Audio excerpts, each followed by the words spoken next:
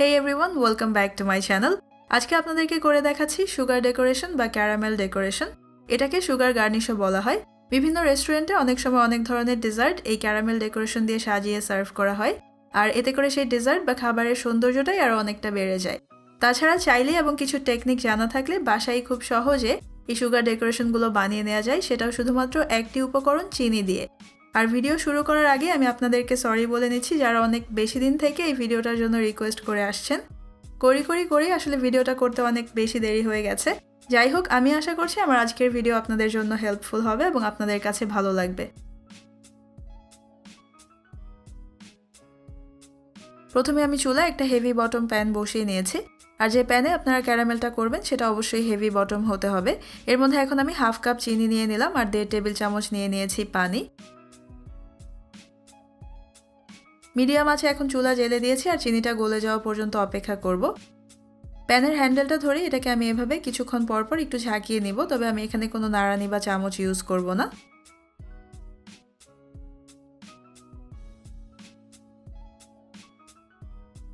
কিছুক্ষণ পর চিনিটা পুরোপুরি গলে গেছে। আরও প্রায় কিছুক্ষণ পর এটার কালার এরকম চেঞ্জ হয়ে এখন ক্যারামেল হতে শুরু করেছে। এখন আমি চুলার আঁচ কমিয়ে লো করে নিয়েছি।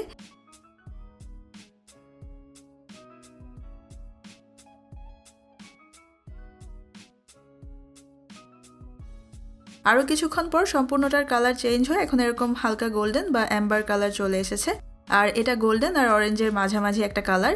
এখন আমি চুলাটা বন্ধ করে দিয়েছি, আর এটা যে রিমেইনিং হিট আছে সেটাতে এটার কালার আরও কিছুটা চেঞ্জ হয়ে ক্যারামেল কালার চলে আসবে।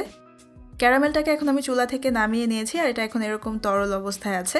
এখন আমি এটাকে কিছুটা ঠান্ডা করে নিব, কারণ এই অবস্থায় এটা দিয়ে কোনো ডিজাইন করা যাবে না। আর একটা চামচ দিয়ে এটাকে আমি চেক করতে থাকবো। কিছুটা ঠান্ডা হয়ে যখন এটা এরকম কিছুটা ঘন হয়েছে তখন এটা দিয়ে আমি ডিজাইন করে নিচ্ছি।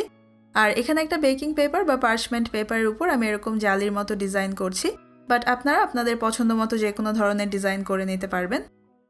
আর এই ধরনের ডিজাইনগুলো করতে ক্যারামেলটা খুব বেশি তরল বা খুব বেশি ঘন থাকা যাবে না। এখানে আমি ক্যারামেলের যে ঘনত্বটা দেখিয়েছি ঠিক সেরকমটাই থাকতে হবে। এই ক্যারামেলটা দিয়ে আপনারা কী ধরনের ডিজাইন করতে চাচ্ছেন সেটা টোটালি ডিপেন্ড করে ক্যারামেলের টেম্পারেচার বা এর ঘনত্বের উপর। আর সুগার গার্নিশ বানানোর সময় আরেকটা বিষয় খুব কেয়ারফুল থাকতে হবে, সেটা হচ্ছে এই ক্যারামেলের টেম্পারেচার অনেক হাই থাকে, তাই কাজ করার সময় খেয়াল রাখতে হবে এটা যাতে হাতে বা শরীরের অন্য কোথাও না পড়ে।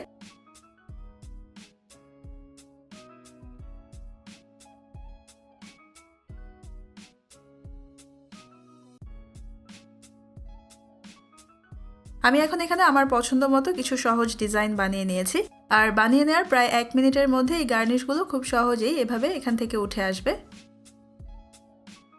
এখন আমি আরেকটা ডিজাইন বানিয়ে দেখাচ্ছি, আর এটা বানানোর জন্য আমি এরকম একটা চামচের নিচের দিকটা ইউজ করছি। আপনাদের কাছে আছে এরকম রাউন্ড শেপের যে কোনো কিছুই আপনারা ইউজ করতে পারবেন। ক্যারামেলটা এখন আরও অনেকটা ঘন হয়েছে, আর এই ডিজাইনটা করতে আমাদের এরকম ঘন ক্যারামেলই দরকার হবে, যাতে করে এর মধ্যে থেকে আমরা এরকম স্ট্রিংয়ের মতো তৈরি করতে পারি। প্রথমে চামচে কিছুটা ক্যারামেল তুলে নেওয়ার পর যখন এটা এরকম স্ট্রিংয়ের মতো পড়তে শুরু করবে তখন এটাকে এখানে এভাবে পেঁচিয়ে নিতে হবে।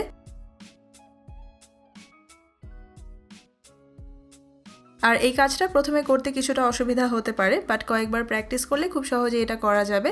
আর পেঁচিয়ে নেওয়ার প্রায় সাথে সাথে এটাকে এখান থেকে এভাবে খুব সহজেই খুলে নেওয়া যাবে।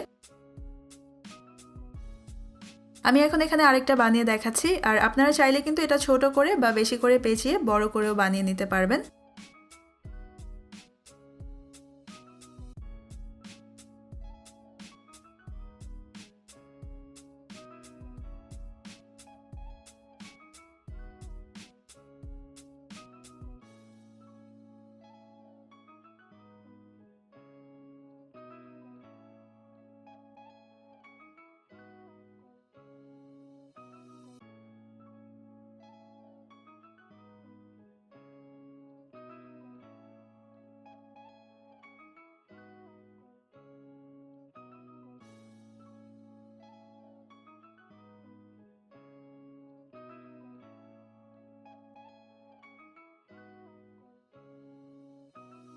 গার্নিশগুলো বানানোর সময় কিছুক্ষণ পরপরই দেখবেন যে ক্যারামেলটা শক্ত হয়ে যাচ্ছে, বাট এটাতে চিন্তার কোনো কারণ নেই।